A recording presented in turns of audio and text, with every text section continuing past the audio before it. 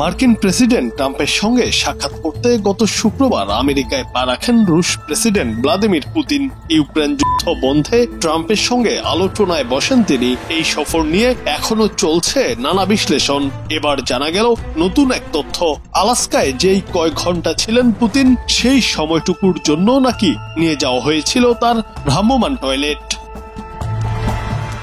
The express US এর এক প্রতিবেদনে এমনটাই জানানো হয়েছে। এতে বলা হয়, পুতিনের দেহরক্ষীরা তার মল সংগ্রহের জন্য আলাস্কায় একটি বিশেষ ব্যাগ নিয়ে যান। রুশ প্রেসিডেন্টের শারীরিক অবস্থা গোপন রাখতে তার দেহরক্ষীরা এই ব্যাগ বা ভ্রাম্যমাণ টয়লেট বহন করেন বলে প্রতিবেদনে জানানো হয়েছে। বিদেশ সফরে গেলে প্রেসিডেন্ট পুতিনের দেহরক্ষীরা তার মল সংগ্রহ করে তা রাশিয়ায় ফিরিয়ে নিয়ে যান।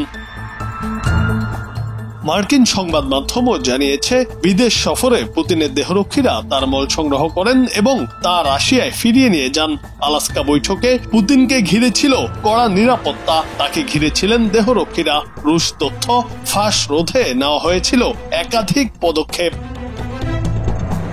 বিভিন্ন বিদেশি মিডিয়া জানিয়েছে, পুতিনের ফেডারেল প্রোটেকশন সার্ভিসের সদস্যরা তার মানববর্জ্য সংগ্রহ করেন।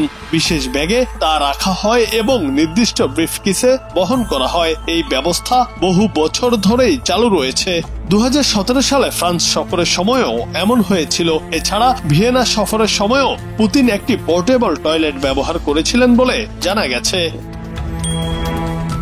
1999 সালে ক্ষমতায় আসার পর থেকেই পুতিন এই অভ্যাস চালু রেখেছেন বলে জানাচ্ছে রাজনৈতিক মহলের একাংশ। মূলত তার শারীরিক অবস্থা সম্পর্কে যেন কেউ জানতে না পারে, সেজন্যই এই পদক্ষেপ। জুনায়েদ আহমেদ, বাংলা টিভি।